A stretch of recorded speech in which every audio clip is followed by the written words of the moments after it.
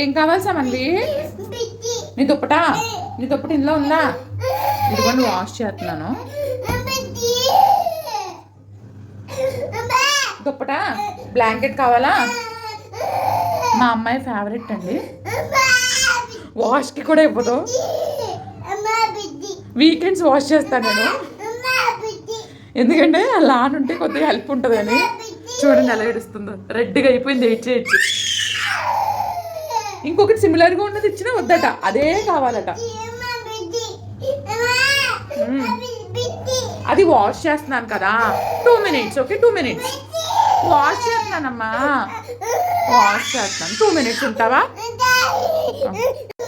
ఏంటి తీసుకోవాలి?